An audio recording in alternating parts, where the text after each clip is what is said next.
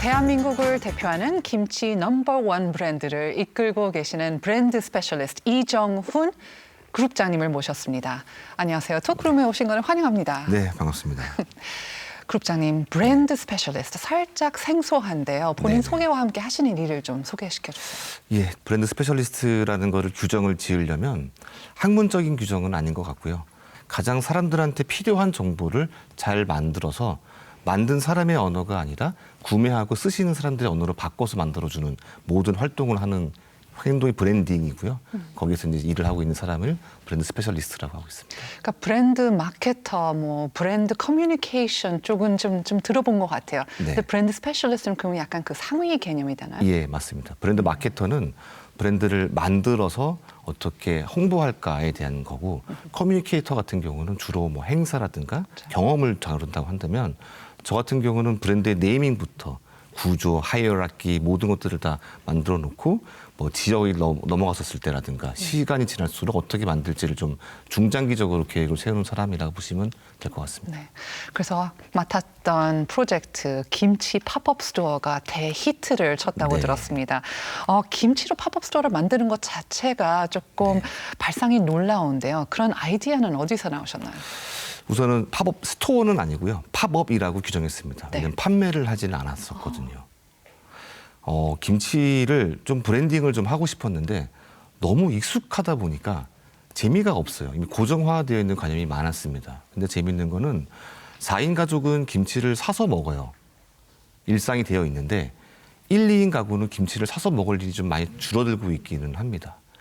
K푸드가 커지면서 김치에 대한 위상이 올라가고 있는데 정작 한국 사람들에서는 김치가 과연 재밌을까? 새로울까에 대한 고민이 좀 되다 보니까 광고가 아니라 경험을 좀 주고 싶어가지고 팝업을 열게 되었습니다. 말씀하신 것처럼 브랜드 스페셜리스트는 조금 더 중장기적인 거니까는 김치를 경험하는 거를 조금 새롭게 해서 더 재밌게 해서 나중에 어떻게 보면 판매까지 가는. 그러면 결국에는 판매량을 늘리고 싶은 게 목표 아닌가요? 판매량을 늘려지게 만드는 게 하나의 그쵸. 결과일 수 있고요. 네. 근데 사랑받아야지 사람들이 구매를 하거든요. 사랑하려면 나의 일상에 도움이 돼야 되는 브랜드가 돼야 됩니다. 그럼 김치라는 브랜드가 어떤 일상에 도움이 될 수 있었을까를 고민하는 것들이 제일 중요하고요. 거기에 이제 파생적으로 판매가 느는 것도 있다고 저는 생각하고 있습니다. 그래서 어떠한 내용으로 이 팝업을 만드셨나요? 실제로 뭐 MZ나 외국인들의 반응도 되게 뜨거웠다고 했는데 어떠한 내용이었길래? 우선 성수동에 첫 팝업을 열었었는데요. 성수동에 굉장히 패션 뷰티가 많은데도 당당하게 김치가 성공할 수 있는 모습을 보여주고 싶다. 그렇게 이슈를 만들면 정말 한국 사람들이 김치를 좋아하는 방법에 대해서 한 번 더 알려주고 싶었다라는 취지로 만들게 되었었습니다. 그러면 왠지 뭐 김치의 역사, 뭐 브랜드의 역사 이런 거를 다루진 않으셨을 것 같은데 어떠한 내용을 다루셨나요? 하나의 포인트는 김치가 왜 세계에 수출이 될 수 있었을까에 대한 질문이었습니다. 포장 기술이거든요. 지금 만들어진 포장 기술이 만들어지기 전까지는 김치는 로컬 푸드였고요. 절대 수출될 수가 없는 상태였습니다만 포장 기술을 만든 자체로서 그때부터 김치가 수출이 되기 시작했다는 게 첫 번째였습니다. 봉지로 된 거 말씀이신 거죠? 그 안에 네. 뭐 여러 가지 기능들이 그쵸. 있긴 한데 어쨌든 그걸 보면 사람들이 아 그렇구나 라고 하는 게 첫 번째였고요. 두 번째는 김치의 아름다운 모습을 본 적이 없어요. 썰려 있고 이런 거지만 아트웍 같은 느낌으로 김치를 보여주고 싶었습니다. 김치의 재료들이 얼마나 예쁜지를 보여주고 싶었었어요. 그래서 그거를 저희가 만다라는 느낌으로 만들어 놓고 아트웍을 동원해가지고 김치는 늘 뻔했었고 늘 알고 있는 것 같지만 정작 이렇게 예쁠 수 있어? 이런 것들이 두 번째였었고요. 세 번째는 김치를 주지는 않았으나 김치를 활용해서 만들어내는 새로운 메뉴들을 좀 만들어냈습니다. 예를 들자면요. 예를 들어 뭐 김치 아란친이라든가, 오, 네. 소금빵 위에 김치를 올린다든가, 김치 케이크라든가.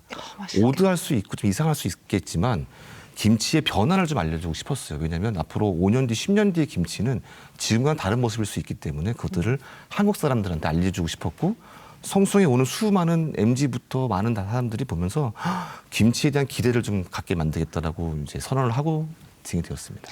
그래서 결과적으로 대히트를 쳤다고 들었습니다. 긴 줄들이 예. 생성이 됐었고, 한국에서 이렇게 성공적으로 하신 다음에는 외국에도 가져가셨어요. 예. 브랜드 인지도가 어떻게 보면 상대적으로 낮은 일본에서도 또 히트를 쳤다고 들었는데요. 어떤 포인트가 이렇게 일본인들에게 네. 구미를 당길 수가 있었을까요? 우선 지금 현재 살고 있는 일본 사람들한테 김치랑 같이 먹을 수 있는 식문화에 대한 제안을 좀 주고 싶었습니다. 그래서 일본식의 어떤 요리에 김치가 갔었을 때 터져오르는 맛의 풍부함에 대한 이야기를 만화로도 그려주기도 하고요. 레시피로 주기도 하고요. 여러 가지 어떠한 요소를 좀 만들었었습니다. 했더니 너무 재밌었다. 또 성수했던 그 예쁜 김치의 모양을 줬더니 너무나 아름답다는 표현을 해가지고 일본 사람들에 대한 김치에 대한 인식을 한 번 더 올렸다는 점이 있었고요. 두 번째 좋았던 점은 도쿄 한 복판에 갔거든요. 도쿄의 한 중심부에서 김치를 선보였다는 자체가 네. 개인적으로 굉장히 좋았던 기억이었습니다. 그리고 오픈런이었잖아요. 사람들이 네. 줄 서 있어서 얼마나 많은 분들이 오셨나요? 한 2만 명 가까이 왔었습니다. 그 정도를 예상하셨나요? 전날까지 네. 꿈을 좀 꿨어요. 오픈했는데 아무도 안 오면 그러니까요. 어떡하나. 네. 나가서 호객을 좀 해야 되나 싶었는데 네. 아침에 왔는데 모여있길래 뭐 사고 난 줄 알았었거든요. 네. 근데 줄을 서 있는 거예요. K 덤띵이라면 다 좋아하다 보니까 왔었고 해서 그날 오고 입소문이 들면서 한 이틀 있다가 좀 더워지지 않을까 싶었는데 계속 늘어가지고 마지막 날까지 계속 문전성시였다는 게 좋았던 것 같습니다. 현장에서 보신 뭐 가장 인상적인 뭐 장면 아니면 피드백도 있었을 것 같은데 어떤 게 있었나요? 우선 저희가 총 3개 층을 만들어놨었는데요. 1층에서는 종가의 역사를 좀 보여줬습니다. 그게 뭐냐면 일본에 30년 동안 저희가 판매하고 있었습니다. 그럼 30년 동안 종가가 얼마나 익숙한지를 알려주는 게 있었고요. 2층은 김치 자체에 대한 이야기를 했습니다. 유산균 발효가 무엇인지도 설명해주고 싶었고 얼마나 다양한 재료가 들어가는지 보여주고 싶었습니다. 저희는 34가지가 들어가는 김치다 보니까 그걸 다 보여주는 모습, 마지막에는 이제 즐길 수 있는 모습, 아까 말씀드렸던 일본의 일상에 들어가는 네. 모습을 보여줬는데 그 사이마다 저희가 모더레이터를 좀 박아놨어요. 네. 모델인 호시군이 설명을 해주는 걸 다 박아놨다 보니까 그냥 지나갈 수 없게 만들었습니다. こんにちは。キムチプラスと東京にようこそ。 일본에서 X에서 엄청나게 버징이 좀 나오고 많은 사람들이 김치가 왜 맛있는지 알겠다. 김치가 건강한 음식이구나. 김치가 아름답다. 이 3가지에 대한 피드백이 끝도 없이 좀 나왔었습니다. 아까 모더레이터가 호시라고 했는데 예. 그룹 세븐틴의 맞습니다. 호시죠. 그분을 선택하신 이유도 굉장히 좀 궁금한데요. 왜냐면 저희가 생각하는 전통적인 김치 약간 모델이면은 왠지 약간 저 같은 어머니 상이 될 것 같은데 K-팝의 호시를 섭외하신 것도 굉장히 좀 약간 기반은 발상이기도 하고 브랜드를 볼 때 가장 중요한 건 진정성입니다. 거짓말을 할 수가 없거든요. 근데 브랜드도 변화를 좀 합니다. 김치가 변화하듯이. 그러면 김장을 담갔었던 30년 전에 김치의 모습과 지금의 김치의 모습은 좀 다르거든요. 어머니상의 김치 모델은 그 옛날에 집에서 배추를 절였던 그 어머니의 모습이었는데 지금은 저희 콘텐츠가 국경을 초월해서 전 세계로 뻗어나가고 있다고 한다면 요즘스러운 김치 모델이 필요했었습니다. 그래서 원래는 어머니 모델들을 조금 서칭하다가 이게 3년, 5년 뒤에 가게 되면 의미가 없을 것 같아 고민을 하고 있는데 우연하게 이름을 모르던 어떤 청년이 김치를 꺼내고 김치를 먹고 케이크와 김치를 먹는 거예요. 그래서 케이크과요? 네. 그래서 너무너무 김치를 사랑하는 친구인 거예요, 이 친구가. 진짜 김치를 끝도 없이 먹는 친구여서 그 친구한테 컨택을 했습니다. 근데 그 친구도 너무 하고 싶었던 거죠. 해가지고 세븐틴이었던 케이팝 스타와 K푸드 중에 스타인 김치가 만났을 때 얼마나 즐거울 수 있을까에 대한 상상을 하고 바로 계약을 하고 3년째 계약을 하고 있고요. 지금 호시군이 군대에 가 있지만 네. 계속 유지하고 있습니다. 김치도 잘 먹고 있을 겁니다. 네. 성공적으로 이 김치 블라스트라고 하죠. 그래서 네. 팝업이 국내뿐만 아니라 외국에서도 치러졌는데 뿐만 아니라 상도 탔다고 들었습니다. 예. Red Dot Award, 디자인 어워드, 굉장히 큰 세계 3대 디자인 어워드잖아요. 맞습니다. 본상에 수상했다고 들었는데 어떤 상이죠? 이게 이제 초에 세 가지 상이 있습니다. 미국의 IDEA가 있고요. 그다음에 독일의 레드닷이 있고 IF가 있는데요. 첫 번째 미국상은 조금은 사회적인 상을 좀 많이 주는 게 유명하고요. 이 두 가지는 혁신적에 대한 상을 좀 줍니다.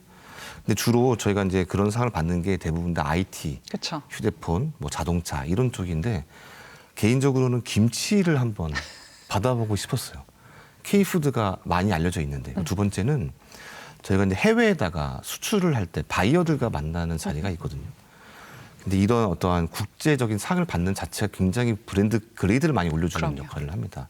그래서 팝업을 냈는데 목표를 좀 뒀어요. 꼭 상은 좀 받아보고 싶다 했는데 그 상을 줬던 이제 심사위원들의 피드백이 K푸드를 들었지만 이렇게 아름다운 K푸드는 처음 봤다. 이렇게 스토리가 잘 되어 있고 매출로도 연기되는 이런 팝업에 대한 경험 매우 놀랍다 하다 보니 그 상을 제가 총 3가지를 받게 되었습니다. 그러니까는 제품만이 아니라 제품을 어떻게 홍보하고 브랜딩을 하느냐에 대한 그러한 노력이 인정을 받으신 거죠. 맞습니다. 그래서 레드닷뿐만 아니라 독일의 IF IF. 디자인 어워드 받으셨고요. 네. 정말 뿌듯하셨겠어요. 너무 기분이 좋았죠. 브랜드하는 사람 입장에서 그러니까요. 완전히 의외성 있는 네. 거거든요. 정말 대단하십니다. 네. 이렇게 김치 브랜드가 어떻게 보면 이런 글로벌 디자인 상에서 이렇게 인정을 받은 이유가 뭐라고 생각하세요? 정말 약간 새로운 발상이었기 때문이라고 생각하세요? 포인트가 뭐였어요? 이 단순한 혁신은 네. 팔로우일 수 있습니다. 왜냐하면 세상에 아이디어는 너무나 많거든요. 제가 지금 번뜩인다고 해도 언젠가 봤던 것에 리콜일 수도 있습니다만 본질에 대한 거를 잘 풀어내는 게 가장 중요한 이겁니다. 그럼 외국 사람들이 김치를 바라볼 때 어떤 시각으로 바라보게 만들 것인가에 대한 핵심이 제일 중요했던 것 같아요. 네. 그래서 그 전까지는 푸드기 때문에 주로 셰프와의 콜라보 그렇죠. 뭐 이런 쪽이었다고 한다면은 아름다움에 대한 얘기를 한 거가 가장 주요점이지 않았나 싶었습니다. 그럼 이제 새로운 김치, 뭐 세계의 김치로 만들기 위해서 여러 가지 노력을 하고 계시는데 네. 이번 팝업뿐만 아니라 타임스퀘어, 미국에서도 굉장히 큰 광고를 내셨다고 들었습니다. 예, 맞습니다. 그거는 어떠한 기획에서 나오신 건가요? 그때가 한참 파오차이 논란이라는 약간의 오해에서 벌어졌던 일이 있었습니다. 그때 이제 김치의 종주국이 어디냐의 논란이 또 한 번 나왔었을 때였는데 저는 당연히 밥상에 김치찌개 깍두기를 먹는 그걸 매일 먹는 나라, 설렁탕 국물에 깍두기 국물을 넣어서 먹는 나라, 이게 종주국은 맞거든요. 그러니 이렇게 사람들이 혼란하고 화가 나는 게 아니라 이럴 때 훨씬 더 멋있는 얘기를 해주고 싶었던 거예요. 그래서 타임스퀘어에 다양한 인종과 다양한 사람들을 모노톤으로 깔고 김치는 빨간색을 유지하면서 먹는 모습을 보여주는 것, 그러면서 메시지는 한국의 김치 이제 모두의 것이라는 표현을 하면서 훨씬 더 좀 차별화되어 있는 모습을 보여주고자 했었고요. 완전 틀을 깨는 모습으로 나갔었던 첫 프로젝트라고 보면 될 것 같습니다. 그래서 실제로 김치 수출이 굉장히 많이 되고 있다고 들었습니다. 역대 최고라고 들었는데 맞나요? 예, 맞습니다. 그만큼 성과금도 당연히 받으셨고요. 방송을 보시면 주시지 않을까요?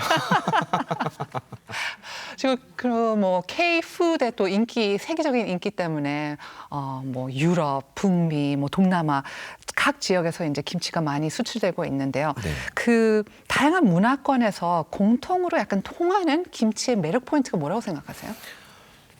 우선 그 공통이라는 단어가 좀 어렵습니다. 왜냐하면 저희의 큰 고민 중에 하나는 아마 모든 K푸드가 마찬가지일 것 같은데요. 본질을 어디까지 얘기할 것인가. 왜냐하면 너무나 다른 식문화가 있는 나라에 이걸 그대로 들어갈 수 있을 것인가에 대한 고민이 좀 있습니다. 그 나라 사람들은 밥을 먹지 않는, 쌀을 먹지 않는 문화권인데 김치는 쌀과 함께 있었지 않습니까? 어떻게 변화를 해줄까에 대한 고민이 굉장히 좀 많이 있습니다. 다만 김치는 확실하게 건강한 음식은 맞습니다. 그래서 그 나라 사람들이 처음에는 동양에서 오는 건강한 음식이라고 생각하고 소수 사람들이 먹기 시작합니다. 그런 사람들이 점점 K푸드를 타고 퍼져나가지만은 한계가 좀 있어요. 요거를 넘을 수 있다고 한다면은 건강하지만은 그 나라의 매일매일 데일리 라이프에 어떻게 김치가 들어갈 수 있을 것인가. 그러기 위해서는 지켜야 될 가치가 무엇이고 바꿔야 될 가치가 뭔가에 대한 고민을 굉장히 많이 하고 있습니다. 그래서 계속 좀 고민하고 있는데 어쨌든 김치는 맛있고 건강하다는 거는 만국 공통임은 확인했습니다. 그렇죠. 말씀하신 대로 다양한 문화권에서 이제 즐기기 시작하는데 그 다양한 문화권에서 먹는 방식도 다르고 식재료도 다르기 때문에 김치에 어떻게 보면은 계속된 진화를 볼 수 있을 것 맞습니다. 같아요. 그 어떻게 보면은 가능성이 무한대 아닐까요? 어떻게 맞습니다. 보세요? 그런 약간 퓨전이나 그 문화권에 로컬라이즈 될 수 있는. 원칙이 중요한 것 같아요.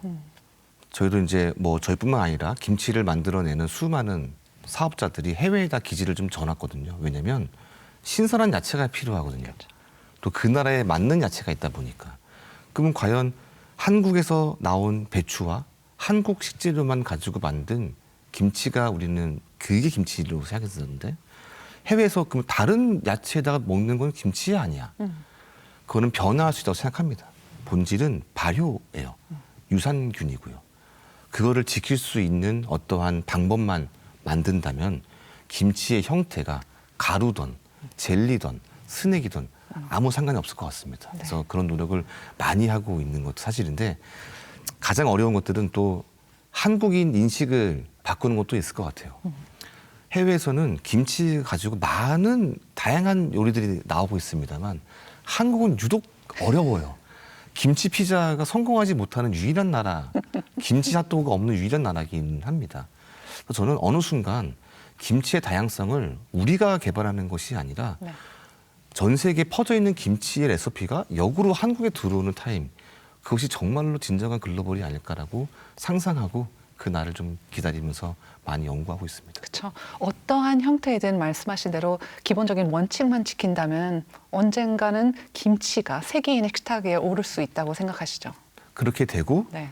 그때 비로소 많은 전 세계 사람들이 진짜 오리지널 김치에 대한 관심을 네. 가질 겁니다. 자, 이제 김치 얘기를 조금 떠나서 네. 브랜드 스페셜리스트의 네. 이정훈 그룹장님의 얘기를 좀 듣겠습니다. 브랜딩을 워낙 오래 하셨고 또 자다깨나 브랜딩만을 생각하신다고 들었습니다. 이러한 트렌드에 민감하기 위해서는 여러 가지 활동을 하시고 영감을 받으실 텐데 SNS에서도 많이 좀 활동을 하실 것 같아요. 그래서 네네. 저희가 준비한 게 이정훈 그룹장님의 SNS 피드입니다. 그래서 저희가 좀 몇 가지 보면서 한번 이야기를 나눠보도록 할게요. 네, 첫 사진은 제가 알기로는 이게 스타워즈의 무슨 스페이스십 맞나요? 네, 스타워즈의 엑스윙이라고 하는 네. 네. 저희 아들이 만들었던 것 같기도 하고. 네. 그룹장님 스타워즈 팬이십니까? 네. 스타워즈를 왜 좋아하냐면 클래식에서 좋아합니다. 모든 문화의 집약체가 다 들어가 있는 거고요. 또 서사 구조가 좀 있거든요. 브랜딩을 좀 오래 끌고 가려면 스토리를 좀 만들 필요가 있고요. 근간이 명확해야 되는 게 있는데 스타워즈가 고전이지만 네. 스타워즈를 오마주하고 이것들이 더 퍼져나가는 문화의 하나의 큰 축이 되어 있다고 생각하다 보니까 스타워즈를 볼 때마다 나는 저런 브랜드를 할 수 있을까? 저런 서사를 만들 수 있을까에 대한 생각을 하면서 그걸 핑계로 이제 사서 많이 만들고 있습니다. 그럼 스타워즈 같은 이런 영화 클래식은 여러 번 보시나요? 네. 그럼 보실 때마다 새로운 영감을 받으시는 거고. 확신을 받습니다. 영감보다는 이 생각에 맞을까? 그럼 그 영화를 보면서 힐링이 좀 되거든요. 영화는 전 영화로 봅니다만 보고 난 다음에 그냥 저의 지금 가졌던 어떠한 새로움에 대한 걱정거리를 한 번 더 확신을 시키고 하는 것들이 있습니다. 스타워즈도 보게 되면은 편수가 좀 많아지면서 스토리 구조가 조금씩 변경되는 게 있습니다. 하지만 아이코닉한 모습들은 그대로 유지가 되고 있거든요. 사람들은 브랜드를 볼 때 제일 먼저 보는 것이 이름하고 디자인이거든요. 그런 아이코닉을 잘 뽑을 수 있을 것인가에 대한 것들 한 번 더 보고 보는 것도 있어서 스타워즈를 1년에 한 전편을 한 2번 정도는 보는 것 같습니다. 손으로 만드시는 것도 좋아하시나요? 네. 네. 그 손으로 만드시는 걸 즐기는 이유는요? 생각이 많이 사라집니다. 그렇죠. 네. 왜냐하면 하루 종일 생각을 하게 되면요. 엉키기 시작하거든요. 그래서 뭔가에 집중을 한다는 것들은 손으로 만들고 있긴 하지만 머리는 정리를 좀 되는 것 같아서 그렇게 한 2시간, 3시간 그냥 집중했었을 때 네. 훨씬 더 좋은 영감이 정리가 되다 보니까 주로 이제 취미 활동들은 대부분 다 혼자 조용히 있거나 뭘 만들거나 뭐 정리하거나 이런 쪽으로 많이 좀 가고 있습니다. 알겠습니다. 다음 피드 한번 보실까요? 네, 자전거네요. 예, 자전거를 탄 지도 좀 됐는데요. 네. 주로 강변을 가는데 사람이 많이 없는 팔당대교 쪽에서 많이 타고 있습니다. 주로 밤에만 탑니다. 네. 깜깜할 때요. 그렇게 되면 퇴근하시고 나서. 예, 그냥 그것도 이제 음악 들으면 타긴 하는데 오롯이 집중할 수 있는 공간이어서 좋아하고요. 전 자전거는 혼자 탈 수밖에 없는 거다 보니까 좀 더 많이 집중하고 있는 것 같습니다. 뿐만 아니라 정말 바쁘시잖아요. 네. 그룹장님 출장도 많으시고 밤 새시는 일도 많을 것 같은데 네. 체력을 위해서도 왠지 이런 맞습니다. 자전거를 하시는 것도 좋을 것 같아요. 다른 운동도 하시나요? 수영도 하고 있어요. 네. 그러니까 말씀하신 것처럼 체력이 없으면 불만이 쌓아지고 시간 할애가 안 되게 되면은 네. 깊이가 얕아진다는 또 어려움이 좀 처해지긴 하거든요. 근데 건강하기 위해서는 어떻게 운동을 할 거냐? 시간 될 때 해야 되거든요. 일 끝나고 꼭 빠지지 않고 일주일에 한 3번 정도는 가고 있습니다. 네, 정말 취미 부자시네요. 또 한 가지 보아야 될 게 다른 피드를 보면은 네, 캠핑이네요. 캠핑. 자주 다니시나요? 네, 뭐 한 1년에 한 10번 정도는 갑니다. 정말 자주 다니시네요. 네, 이거는 그러면 계절에 상관없이 상관없습니다. 상관없이 얼마나 되셨어요? 캠핑이 좀 한동안 붐이긴 했는데 그 전서부터 왠지 하셨을 것 같은데. 캠핑을 시작한 지는 한 10년, 15년 된 것 같습니다. 진짜 오래되셨네요. 예. 속 시끄러울 때 많이 갑니다. 가서 정말 바람 소리 듣고 제가 좋아하는 음악 듣고 좋아하는 책 읽으면서 그냥 네. 가만히 있는데 너무 번거로워요. 짐을 많이 쌓아주고 정말 가야 되니까. 번거롭더라고요. 네. 근데 그거를 펼치는 것과 정리하는 것 또한 조금 힐링이 된다고 해야 될까요? 그래서 숙소가 있는데 들어갔다 나오는 게 아니라 오늘은 내가 조금은 이렇게 입고 싶을 때는 또 변경할 수가 있다 보니까 100% 커스터마이징을 할 수 있다는 이야기 된 다음에는 만족하는 모습으로 몇 시간 동안 나만의 공간이 생기다 보니까 네. 그런 것 때문에 캠핑을 좋아하는 것 같습니다. 그래도 이렇게 커스터마이징을 하실 수 있지만은 꼭 챙겨가는 아이템들이 있다고 네. 봤습니다. 그게 뭐죠?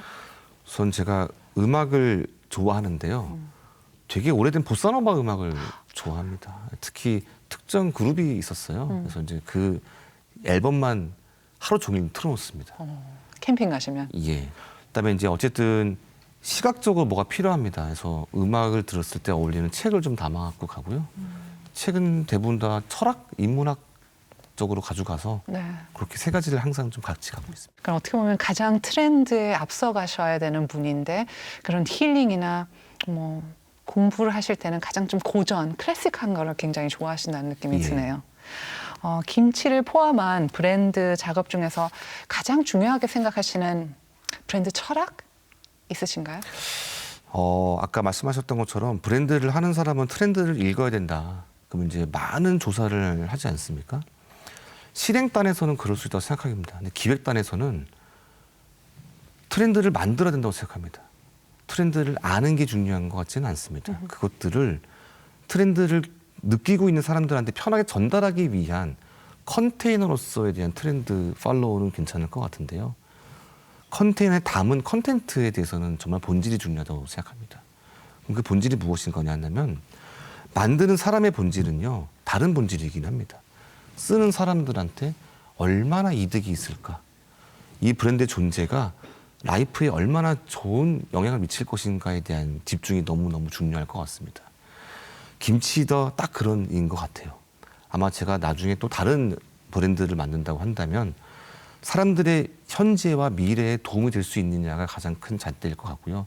그런 아이들로 시작되는 것들이 힘이 세질수록 인류는 훨씬 더 좋아진다고 생각하기 때문에 저는 그런 본질에 너무너무 딥다이브를 좀 하고 있습니다. 이정훈이라는 브랜드는 어떨까요? 한 문장으로 정의를 한다면요.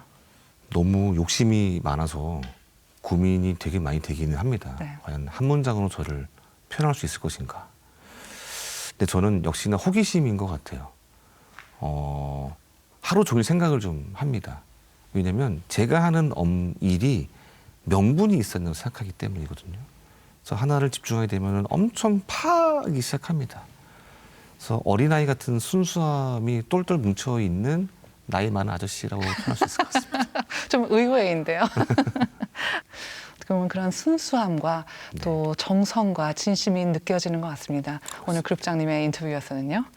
그래서 정성과 진심을 다해서 김치를 대한민국의 글로벌 대표 브랜드로 이끌고 계신 이정훈 그룹장님과의 인터뷰는 여기까지 있겠습니다. 그룹장님 너무 감사하고요. 아유, 고맙습니다. 앞으로 행보에도 응원을 하겠습니다. 감사합니다. 감사합니다. 네, 고맙습니다.